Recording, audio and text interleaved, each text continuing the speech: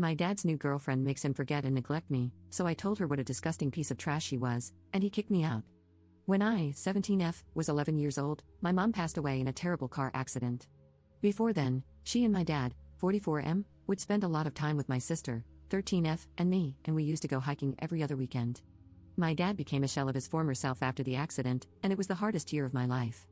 It still hasn't gotten any easier. 2 years after the accident, my dad started dating a woman named Nicole, 34F, and 4 years after that, they got married. Nicole never made any effort to talk or get to know me or my sister, she only seemed interested in my dad. Early on into their relationship, my dad would invite her to go hiking with us, but she didn't like being outside, and over time, my dad stopped taking us on our weekly hikes. After that, my dad started going on elaborate trips and frequent nights out with just Nicole, leaving my sister and I home alone. I saw my dad come out of his shell, but it turned into something else entirely. I started feeling neglected and like I was losing my father. One time he even forgot Mom's birthday. After Nicole came into our lives, my dad just wasn't there anymore. One time, when my sister and I were home alone, she fell down the stairs and got a huge cut on her forehead. It was clear she needed stitches, so I called my dad immediately. Nicole answered the phone, and I told her to give the phone to my father. She refused, saying he was busy, and before I could get another word in, she disconnected the call. Embarrassingly, I had to ask the neighbor to bring us to urgent care, where my dad later met us. At one point, this woman removed my mom's picture from the fire mantle to put up a picture of her and my dad from their trip to Washington. The thing that tipped me over the edge was when she made my dad forget about my mom's birthday. Every year, my sister and I would go with our dad to visit my mom on her birthday. It was an annual tradition even before Nicole entered our lives. Nicole and my dad went on a trip to Florida and were supposed to be back 3 days before my mom's birthday. However, because Nicole gets motion sickness, my dad decided to break the drive back into small intervals to make it easier on her, and because of this, he ended up missing our annual trip. He didn't even call us. Not even a week later, he had the nerve to tell us that he had an exciting surprise: Nicole was pregnant. I got angry and told him, "How could you knock her up when you can't even be here for us?" I then looked at Nicole and told her she is a disgusting piece of trash and to get out of our lives. To that, my dad got angry and yelled at me to go up to my room. Later, my grandpa unexpectedly came over to pick me up. My father didn't text me anything. Even as I left, he wouldn't even look at me. It's been 2 days, and I'm still at my grandparents' home. I feel ashamed for saying what I said, yet I don't feel overwhelming regret. Edit. I didn't touch on this before, but I am currently living with my paternal grandparents. They live closer to us than my maternal side grandpa. I've tried talking to my paternal grandparents too, but it was also a very wishy-washy conversation. Not to say it didn't help at times, but it's clear that they were justifying my dad's actions at every chance rather than hearing me out. I don't want to live like this. I hate holding resentment, but I can't help it. Update 1. Hi everyone, it's been a while. Thanksgiving has come and gone, and we had dinner at my grandparents' house.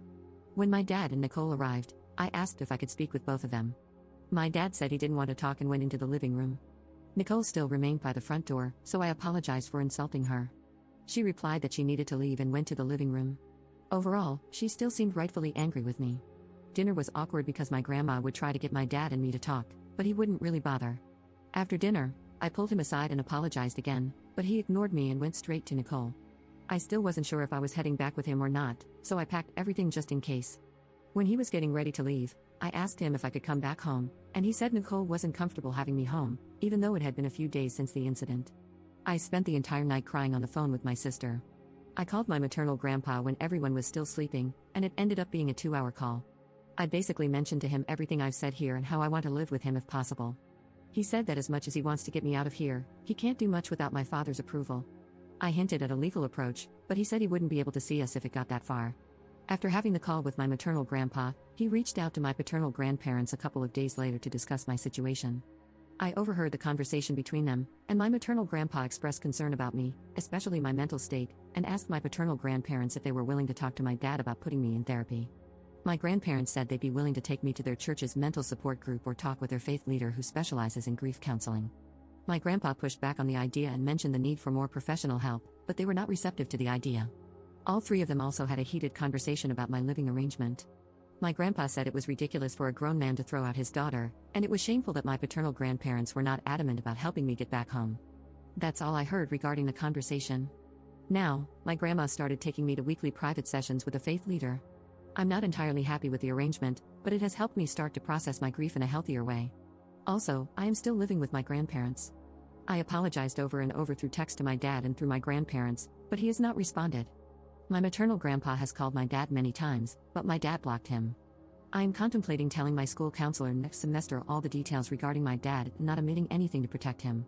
I also wasn't invited to my dad and Nicole's Christmas dinner, which hurt, but I'm starting to not care about having a relationship with my dad. I don't know if my feelings will change.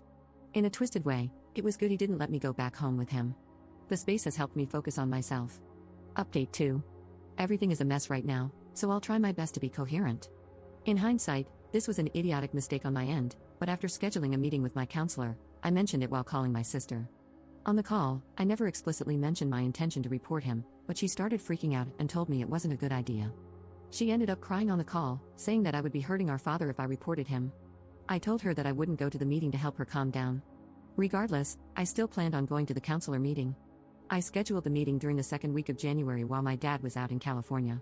The night before the meeting, I received a call from my dad.